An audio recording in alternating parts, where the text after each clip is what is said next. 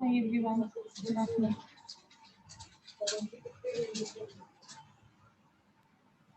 Good afternoon, ma'am.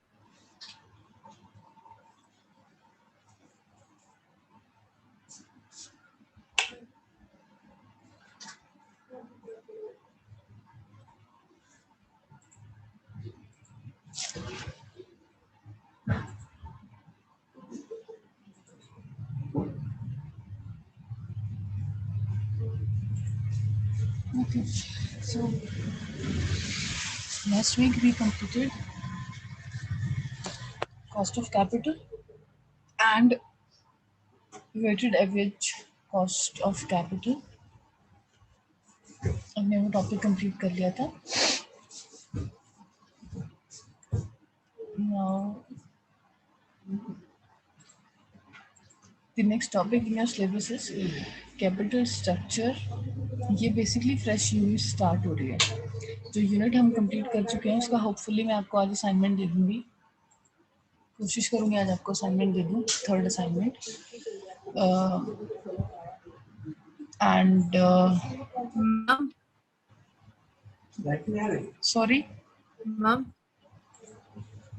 actually in total we have to do 4 assignments. So like अभी हमने एक session से पहले 2 assignment कर लिए.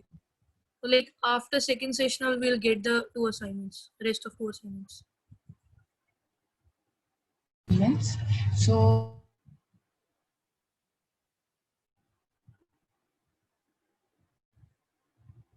Ma'am आपकी आवाज नहीं आ रही. I'm saying that the 2 units we have completed and 2 assignments I have already given, Yes, ma'am. right? So this assignment which we will be giving you today, tomorrow, whatever time, that will be for third unit which we will be covering now. So in total we'll have to do 4 assignments. और आपकी क्योंकि financial management जो syllabus है उसमें there are 4 units in total, तो एक एक unit से एक एक असाइनमेंट होगा. 2 यूनिट कंप्लीट हो चुके हैं, जो कंप्लीट हो चुके हैं लास्ट वीक तक, उसका आप ऑलरेडी सबमिट कर चुके हैं मुझे असाइनमेंट. Yes, ma'am. जो अब होगा वो थर्ड यूनिट, थर्ड या थर्ड मॉड्यूल जो भी कह लो आप, उसका होगा. और अब आप सेकंड मॉड्यूल जो हमारा कंप्लीट हो चुका है, जिसका आप असाइनमेंट सबमिट कर चुके हैं, वो अब आप रेडी कर लीजिए, प्रिपेयर कर लीजिए अपने एमसीक्यू के लिए. एमसीक्यू में भी मोस्ट प्रॉब्ली फ्राइडे को ही, मैं हर फ्राइडे को ही एमसीक्यू रखा करूँगी. ठीक है. And since the other faculty members are also conducting the MCQs in their lecture class, तो मे बी अगर हमारा सिलेबस कंट्रोल में रहता है एंड अंडर कंट्रोल रहता है and we would be able to complete it maybe by time, within time, तो मैं भी आपका फ्राइडे जो क्लास होगी हमारी, मैं उसमें आपका एमसीक्यू कंडक्ट करूँगी, rather than we take it out of the time 6 o'clock और समथिंग मैं जैसे ले रही हूँ विदाउट. Ma'am, बताइए. after MCQ एक बार आप आंसर की शेयर कर दिया so that हमें पता लग जाएगी एक बार आंसर्स क्या है. ठीक है बेटा, मैं आपको बता दूंगी. मैं भी रेडी कर लेती हूँ कभी, because I have to check your last MCQ also. तो वो मैं जो भी करेक्ट आंसर्स हैं वो एक शीट में आपको सिंपल 1 का जो भी होगा ऑप्शन, वो 2 का जो भी होगा, जैसे 1 का ए है, 2 का बी आंसर, वो इस तरीके से 15 क्वेश्चंस का मैं आपको शेयर कर दिया करूँगी. ठीक है. Okay ma'am, sure. हाँ ठीक है. तो इस तरीके से प्रिपरेशन हो जाएगा कि असाइनमेंट्स के थ्रू भी ना it is easy source to actually learn things, क्योंकि आप एक बार अपने हाथ से अगर लिख रहे हो तो आपको भी याद रहता है क्या लिखा है, क्या किया है. और कुछ क्वेश्चंस तो बहुत ही ईजी थे उसमें, आपने देखा होगा. कुछ का तो सिर्फ मैंने फुल फॉर्म में पूछ लिया था, बट क्योंकि यूनिट 1 जो थी, जो मॉड्यूल 1 था, वो बहुत ज़्यादा सिलेबस कम था उसमें. मॉड्यूल 2 जो है वो थोड़ा सा बड़ा भी है, तो इसमें क्वेश्चंस कुछ ज़्यादा भी बन पाएंगे. आप इसको प्रिपेयर अब कर लीजिएगा. इस वीक में आपके पास 4 डेज़ हैं अभी. फ्राइडे को फिर हम मॉर्निंग में ही एमसीक्यू होपफुली कंडक्ट करेंगे, क्योंकि एमसीक्यू ज़्यादा कंडक्ट करने हैं. असाइनमेंट्स आई थिंक 4 हैं और MCQs I think we will have to conduct 5 और 6. 6 है मैम, 6 हैं, तो 4 ही यूनिट्स हैं. 4 तो ये हो जाएंगे. फिर मे बी 5th जो मैं लूँगी वो 1 और 2 कंबाइन करके ले लूँगी, इस तरह से कर लूँगी, या जो फाइनल वाला होगा वो टोटल सिलेबस का हो जाएगा. मैम एक डाउट और था कि लाइक बताओ. हमारे जो ये न्यूमेरिकल्स के लाइक यहाँ फॉर्मूले वगैरह हैं, फॉर्मूला वगैरह, तो वो एग्जाम्स में हमारे न्यूमेरिकल्स आएंगे या ओनली हमारा थ्योरी पोर्शन ही है, लाइक आज भी हम बीटेक वाले देखो, बच्चे हैं तो? फाइनेंशियल मैनेजमेंट जो सब्जेक्ट है ना, इट इज़ थेरेटिकल सब्जेक्ट।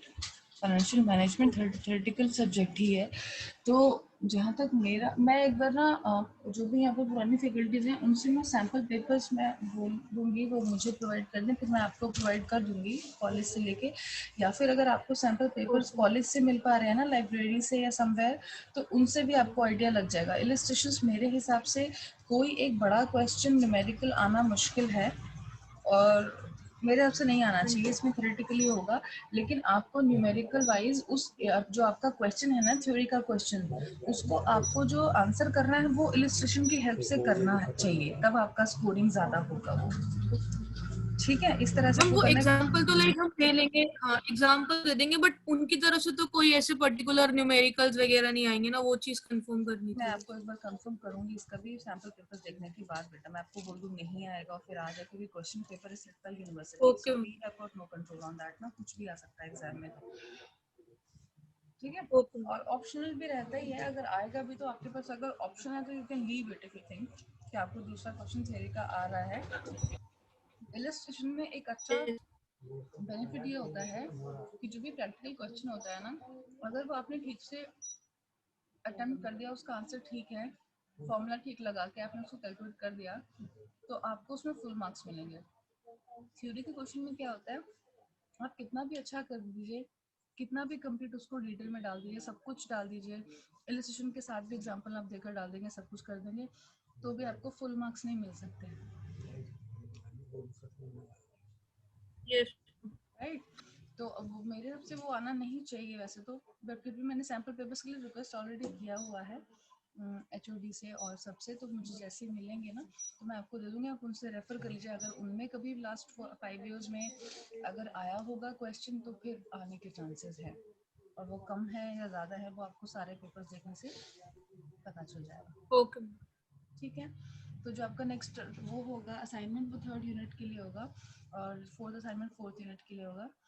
तो अगर हम, हमारे पास टाइम तो भी है वैसे, 2 मंथ हैं ऑलमोस्ट, अक्टूबर नवंबर पूरा है, हम 1 मंथ में 1 यूनिट भी कंप्लीट करेंगे तो चलेगा, बट मैं थोड़ा फास्ट चल रही हूँ ताकि आप लोगों को बाद में रिवीजन का टाइम मिल जाए। ठीक है। थर्ड मॉड्यूल जो है हमारा, थर्ड यूनिट बेसिकली जो है हमारा, वो capital structure decisions, financial and operating leverage, ये हमारा पहला टॉपिक है इसमें। और उसके बाद EBIT EPS एनालिसिस है, और इसमें काफ़ी सारे टॉपिक्स हैं, मतलब 4 मेजर टॉपिक्स आप समझ लीजिए, बड़े बड़े टॉपिक्स हैं जो, वो 4 टॉपिक्स हैं। तो पहला जो टॉपिक है वो हम कवर करेंगे, अब स्टार्ट करेंगे हम आज इसमें। पहला टॉपिक 3rd यूनिट का आपका स्टार्ट हो रहा है, capital structure, financial and operating leverage. तो हम इसमें एक तो कैपिटल स्ट्रक्चर पढ़ेंगे कि कैपिटल स्ट्रक्चर क्या होता है, ऑल्दो वी नो इट, थोड़ा बहुत हमने मोर और लेस लास्ट 2 यूनिट्स में पढ़ा ही है इसके बारे में। और आइडियल कैपिटल स्ट्रक्चर क्या होता है, लीवरेज क्या होता है, फिर लीवरेज की 2 टाइप्स होती हैं आगे, फाइनेंशियल और ऑपरेटिंग लीवरेज, और इन दोनों को टोटल कर देंगे तो कंबाइंड लीवरेज भी बन जाता है। तो ये हम इसमें कवर करने वाले हैं।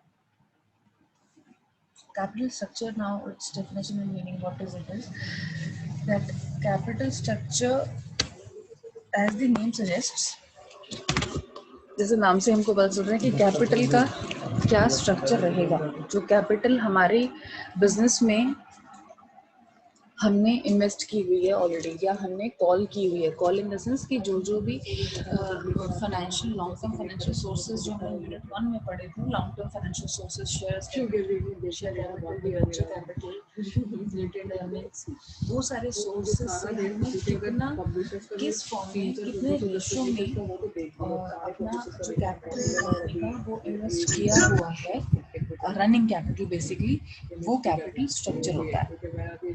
अपनी लैंग्वेज में हमने इसको ऐसे समझ लिया। नॉवेल्स, बैकग्राउंड की आवाज बहुत ज्यादा आ रही एक सेकंड होल्ड करिए।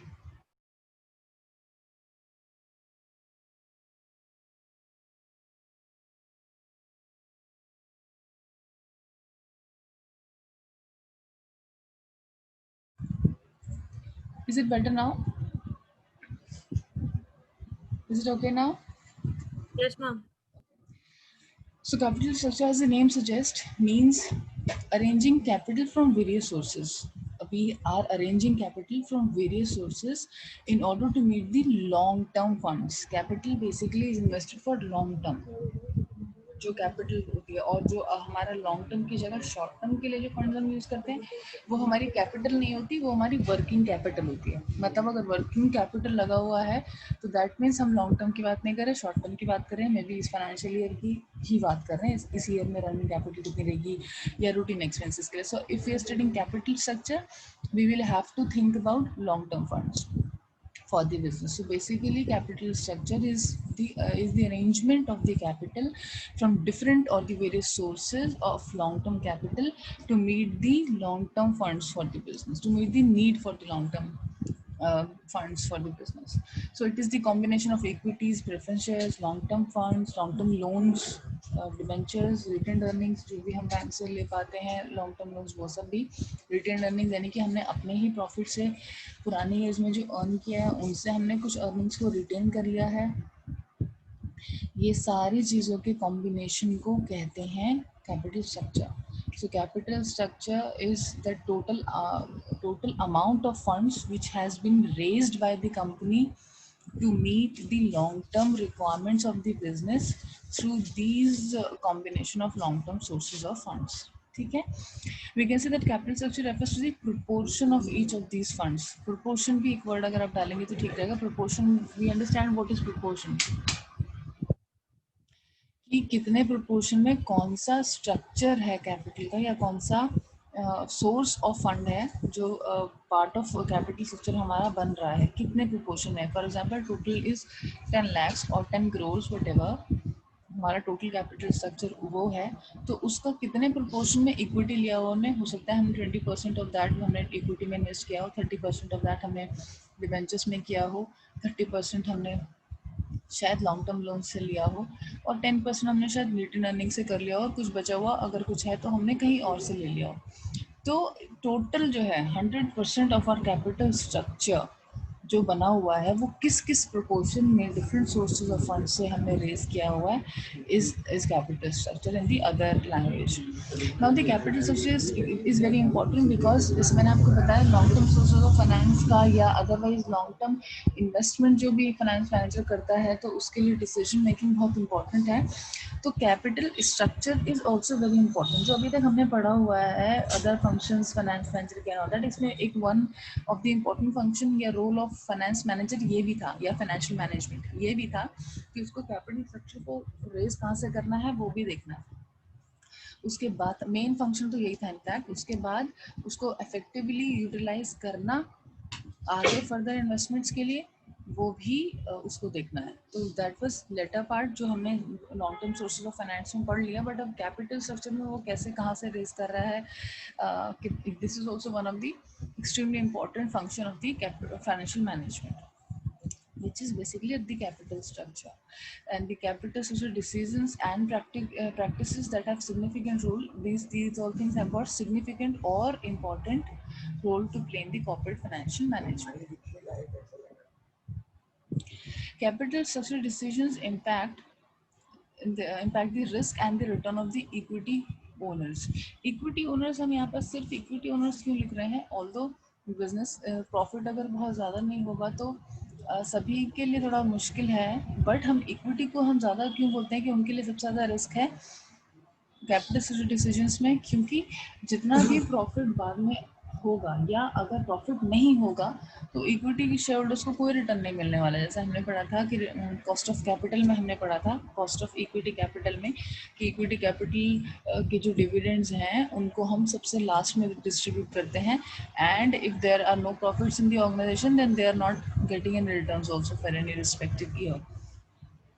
किसी भी साल में अगर नहीं होता है तो ऐसा नहीं कि अरियर के बाद नेक्स्ट ईयर मिल जाएगा या नेक्स्ट टू नेक्स्ट ईयर मिल जाएगा, उस ईयर का ख़त्म भी हो जाता है. If company wants it can be done, but generally company ऐसा नहीं करती because there are certain powers also in equity share holders hands, so they generally want to give something to them. But अगर वो year after year losses में ही रहेगी company तो फिर कहाँ से करके देंगे उनको? तो it means capital social decisions जो भी हमारे होते हैं वो बहुत ज़्यादा इम्पैक्ट करते हैं और रिस्क को बढ़ाते हैं, और रिटर्न ऑन इक्विटी जो ओनर्स है उसको बहुत ज़्यादा इम्पैक्ट करते हैं। प्रॉफिट होगा तो ही उनको मिलेगा, नहीं होगा तो नहीं मिलेगा। Or it is such important, management needs to take an informed decision of having a perfect capital mix. Capital mix means it should be a rational decision of the financial management to have a perfect capital mix. Perfect capital mix कैसे बनेगा कि हमने उसमें जो proportion रखा है, equity का 20%, 30% किसी और का, या इक्विटी का 50%, जो भी हमने प्रोपोर्शन या मिक्स रखा है कैपिटल स्ट्रक्चर को बनाने के लिए, वो परफेक्ट होना चाहिए। किस सेंस में कि अगर अगर हमको कोई भी कैपिटल स्ट्रक्चर फॉर्म से या लॉन्ग टर्म सोर्स से कहीं कोई हमें सोर्स ऐसा है जो बहुत एक्सपेंसिव मिल रहा है कॉस्ट पे, एक्सपेंसिव कॉस्ट पे मतलब इसको हमें उसको रिटर्न जो इंटरेस्ट देना है या डिविडेंड देना है वो अगर बहुत ज़्यादा रेट पे मिल रहा है तो हम उसको ना लें या उसको कम लें। कि जैसे हमको प्रेफरेंस शेयर्स मिल रहे हैं मार्केट से 10% पे, और हमको टर्म लोन से दूसरा हमारा सोर्स है टर्म लोन, उससे हमको मिल रहा है 15% पे, तो 15% इंटरेस्ट देना बहुत ज़्यादा होगा। तो हम लॉन्ग टर्म लोन्स को जितना अवॉइड कर सकें उतना करें।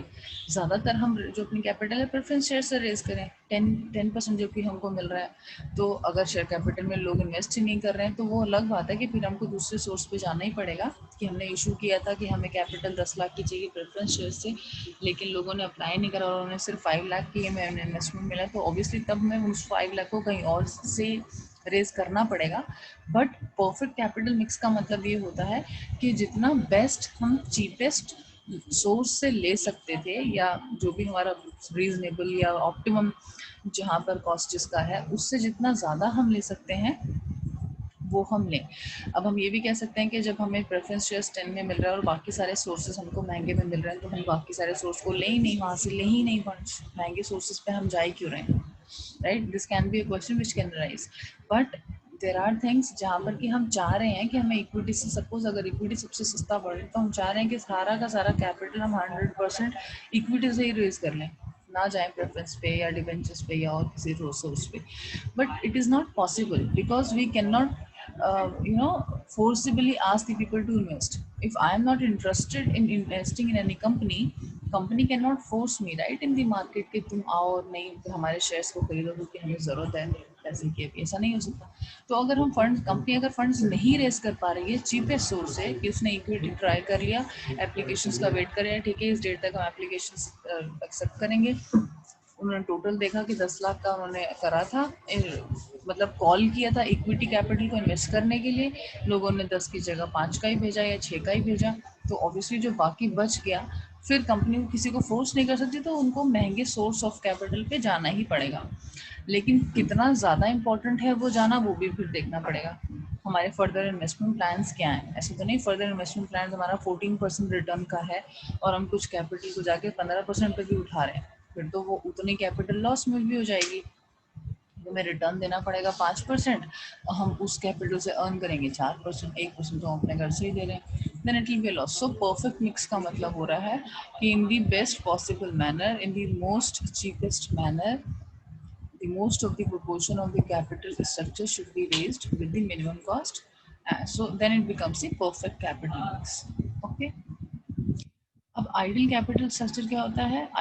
कैपिटल स्ट्रक्चर तो ठीक है, every organisation has got its capital structure. थोड़ी बहुत कैपिटल तो कहीं ना कहीं से कुछ ना कुछ प्रोपोर्शन में रेज किया ही होगा और जिसके बेस पर काम हो रहा है, और उसी out of that capital only there is some amount which is kept as working capital, जो कि रूटीन वर्क के लिए हेल्प कर रहा है।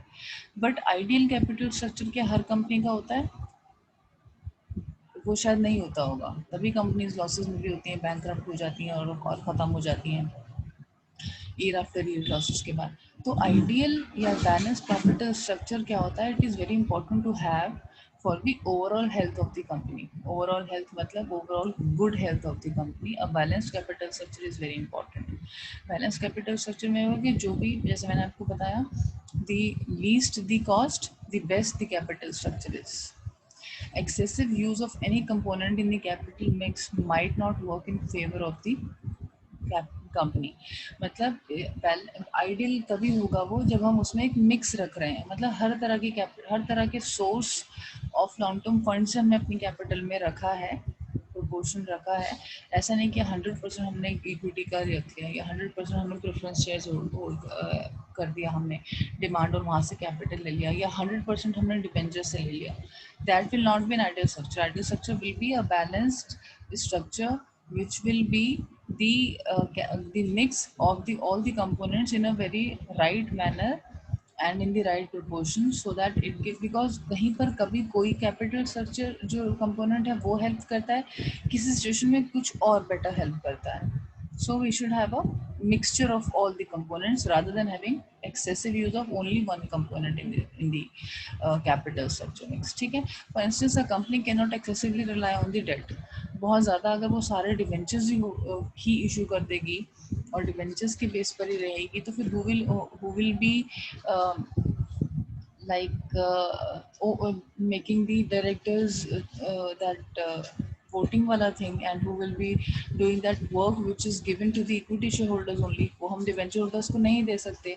मोर ओवर डिवेंचर होल्डर्स की जो कॉस्ट है वो कंपनी के कुछ ना कुछ कंट्रोल में होती है, हाथ में है उसके, कि कंपनी का अगर प्रॉफिट बहुत ज़्यादा है तो भी वो डिविडेंड थोड़ा सा ज़्यादा दे देती है, उनको डिस्ट्रीब्यूट कर देती है, बट अपना कुछ amount of profit retain earnings भी कर लेती है, रिटेन कर लेती है प्रॉफिट को, जो हम रिटेन अर्निंग्स कहते हैं, जिनको ये कह के कि हम नेक्स्ट फर्दर उसमें आगे यूज़ करेंगे, इन्वेस्ट करेंगे। तो a company can not excessively rely on the debt because it is more expensive for the company compare to equity. Equity of course बहुत एक्सपेंसिव नहीं रहता है, because I told you it is completely in the hands of the management. Then they can show the profits. If they are getting good profits, they can show.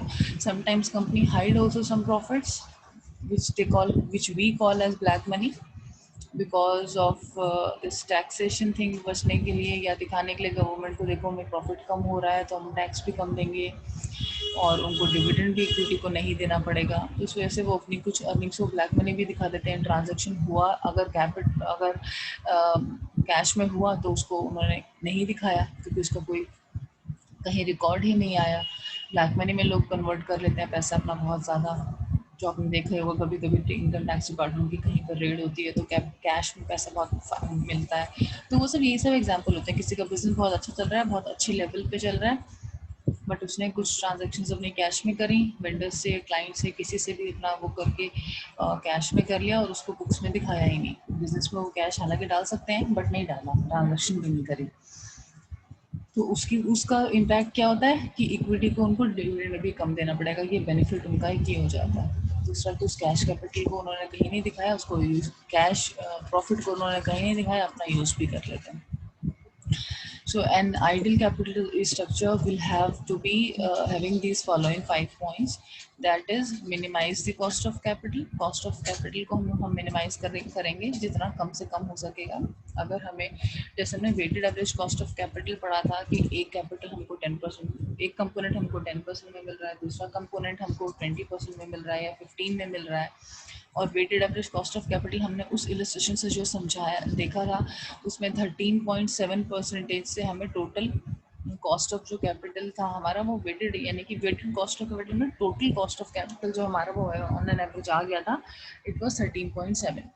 तो वो 13.7 हम देखना चाहिए, कम तो नहीं कर सकते और ज़्यादा। क्या हम रिडम्पशन कर सकते हैं? रिडम्पशन का मतलब होता है जो भी शेयर्स वगैरह हमने रेज किए हुए हैं उनको हम वापस कर दें, और सस्ते वाला जो कंपोनेंट है उससे रेज कर ले कैपिटल। जैसे कि प्रेफरेंस शेयर्स को हमने 15% पे सपोज करके दिया हुआ है, तो हम उनको बोलेंगे ठीक है, we are redeeming the shares now, redemption will be there, we will pay you your principal amount, और जब हम प्रिंसिपल अमाउंट पे कर देंगे तो उसके बाद हमको आपको डिविडेंड देना ही नहीं उसके ऊपर जो भी हुआ है। तो वहाँ से हमने उतना पैसा बचा लिया उसके एक तरीके से कॉस्ट का, और हमने सस्ते वाले से ले लिया, सस्ता वाला यानी कि जो चीपेस्ट कंपोनेंट है वहाँ से रेस कर लिया। Although it is not very easy because all the capital structure, basically whatever components we have raised the capital from are the long term sources, and they are not anyhow being redeemed in the short period of time.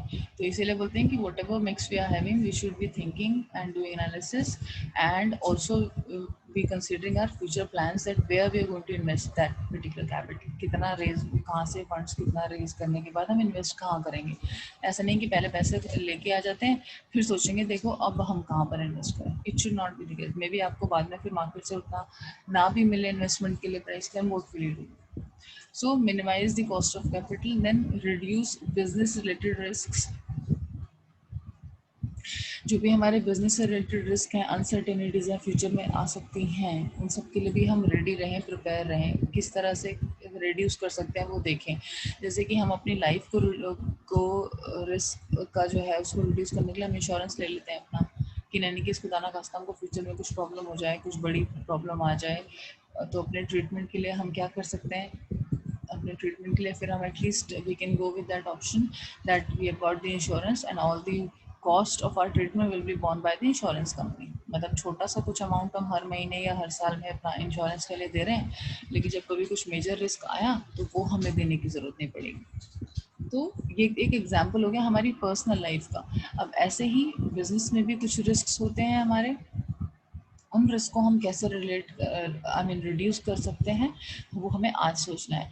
Risk तो रहेंगे ही रहेंगे for long term in the business. अगले साल कुछ हो सकता है, अगले नेक्स्ट टू नेक्स्ट ईयर कुछ बिजनेस में ऐसा आ जाए जो जिसके लिए हमने सोचा नहीं था या प्रिपेयर नहीं थे हम, और वो हो गया. बट वो सोचना हमारा काम है at the time of investment before that, so that we can actually think about कि ये रिस्क हो सकते हैं और अगर आएंगे तो हम क्या करेंगे. तब हम ये करेंगे, ऐसा करेंगे, वैसा करेंगे, वॉट एवर करेंगे. वो हमारा कंट्रोल होता है basically to reduce the business related risk. Then it should also provide the flexibility. Flexibility में ये जो पॉइंट है फ्लेक्सिबिलिटी, इसका मतलब है कि हम इजीली जो हमारा कैपिटल मिक्स हम रख दिया, सपोज आज हमने अपना कैपिटल इस स्ट्रक्चर तैयार कर लिया कि हमारे पास जो कैपिटल हमको चाहिए थी 10 करोड़ और 100 करोड़ और 1000 करोड़ वॉट एवर, वो हमने रेज कर लिया. But different sources of finance या different components of long term finance से हमने रेज तो कर लिया, लेकिन क्या अब वो लायबिलिटी परमानेंट या 10-20 साल के लिए परमानेंट हो गई हमारे पास, या हम फ्लेक्सिबल एनफ हैं कि उसको बीच में बिफोर द टर्म हम चेंज कर सकते हैं. फ्लेक्सिबल होना मतलब चेंज करना. यहाँ पर कि हम रिजिड तो नहीं है कि नहीं जो अब हमने रेस कर लिया अगले 10 साल तक हमें उतना कॉस्ट देना ही पड़ेगा, फॉर श्योर ये ज़्यादा ही देना पड़ेगा. क्या हम उसको चेंज कर सकेंगे या नहीं चेंज कर सकते होना चाहिए. That is our flexibility. It should be providing the flexibility. वो कैसे हो सकता है, एक एग्जांपल ले लेते हैं इसका. जैसे फॉर एग्जांपल हमने डिबेंचर्स लिए या हमने इक्विटी शेयर्स ही दिए, या इक्विटी शेयर्स का तो चलो एक ऑप्शन है ही नहीं हमारे पास कि हम उसको रिडीम नहीं कर पाएंगे. प्रेफरेंस शेयर जैसे हमने इशू करे, तो क्या हम प्रेफरेंस शेयर इशू करते टाइम को ऐसा क्लॉज डाल सकते हैं कि हम उनको बोल दें कि ठीक है we are issuing this for 15 years और 20 years, but as and when company requires we can redeem it before the time of 15 years also. अगर हम ऐसा कोई क्लॉज डाल दें और प्रेफरेंस शेयर होल्डर्स इन्वेस्टमेंट से पहले उस क्लॉज को अग्री करके इन्वेस्ट करते हैं, तो हम हमारे लिए वो फ्लेक्सिबिलिटी बढ़ गई ना.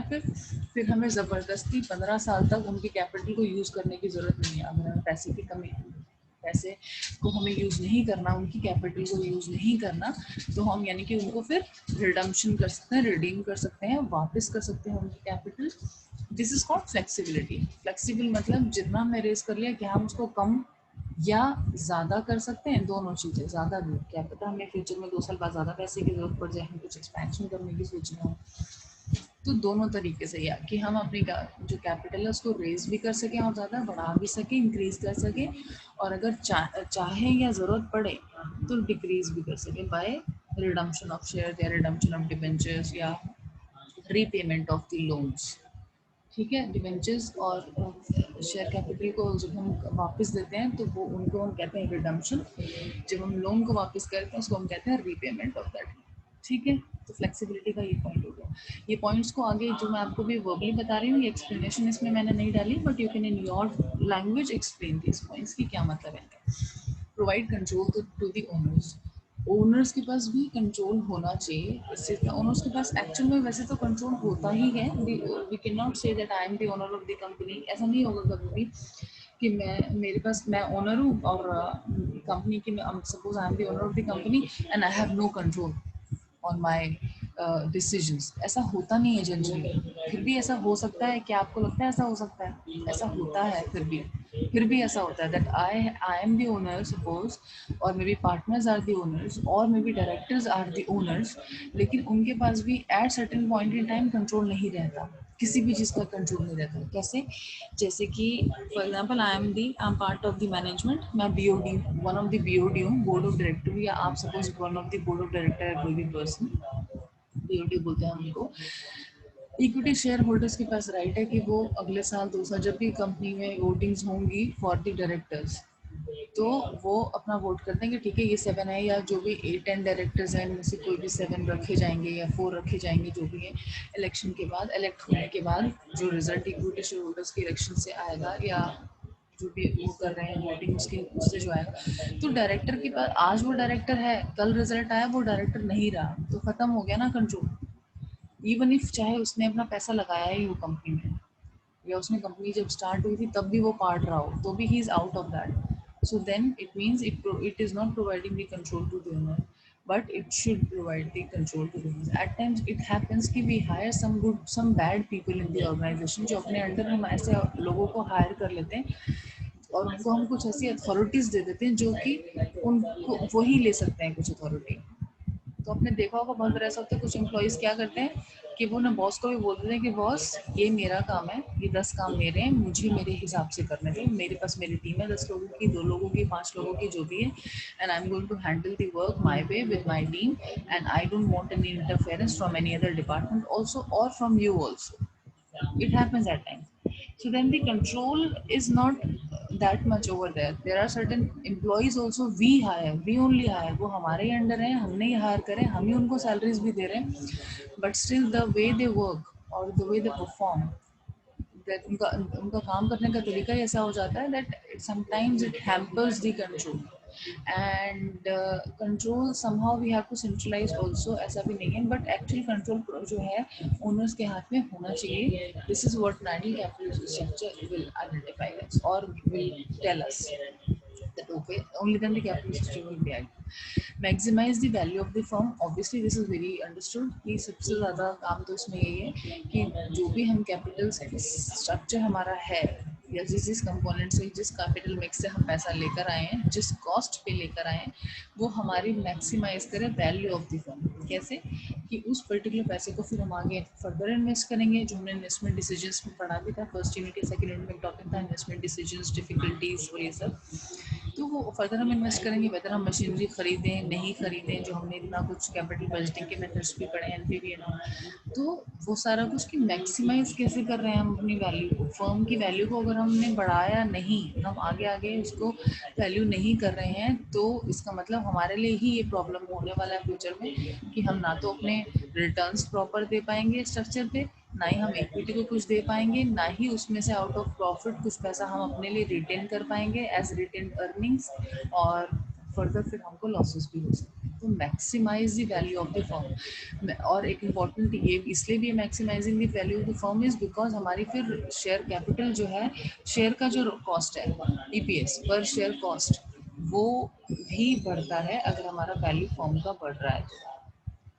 कि तभी, और हमारा पर शेयर वैल्यू अगर बढ़ेगा मार्केट में, शेयर मार्केट में हमारा नेम अगर जितना ऊपर आएगा उतना ही लोग हमारी कंपनी में इन्वेस्ट भी करना चाहेंगे। अदरवाइज हम जैसे कंपोनेंट से रेस करना चाहते हैं कैपिटल, लोग आएंगे ही नहीं और हम शायद वेस्ट, हमारा वेस्ट हो जाए, मतलब वो चीज़ भी, ब्रांड वैल्यू भी वेस्ट हो जाए।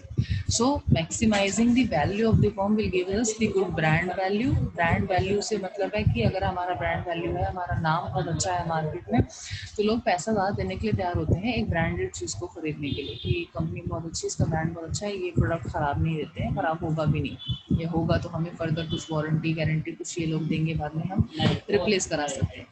वेयर एज लोकल प्रोडक्ट्स का जिसका ब्रांड वैल्यू नहीं है, जिसका कोई वैल्यू फर्म का नहीं है, उसका नाम ही नहीं है, तो लोग उसमें इन्वेस्ट भी नहीं करना चाहेंगे कि पता नहीं कंपनी कब तक बंद हो जाए, हमें रिटर्न्स दे ना दे, प्रिंसिपल अमाउंट भी वापस दे या ना दे। अब आज अंबानी है, if you would issue some shares and wants to raise the capital from the market, easily मिल जाएगा ना मार्केट से उनको पैसा, जितना भी हो जाता है सब मिल जाएगा। लोग इन्वेस्ट करना चाहते हैं हमारे लिए उसमें ब्रांड में, because everybody knows he thinks about the profit a lot, और अपनी कंपनी को लॉसेस में नहीं जाने देते, प्रॉफिट के बारे में बहुत सोचते हैं, प्रॉफिट होगा तो हमें भी प्रॉफिट होगा, हमें भी मिलेगा, एटलीस्ट पैसा डूबेगा नहीं, क्योंकि एक ब्रांड है, नाम है, बंदा बहुत फेमस है और पैसा है उसके पास, तो हमारा पैसा नहीं डूबेगा।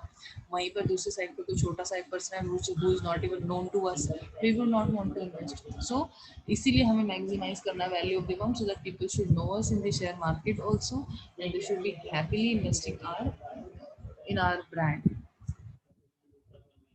मुझे 2 मिनट दीजिए, मैं आपकी अटेंडेंस क्लिक कर लेती हूँ, फिर आगे कंटिन्यू करेंगे।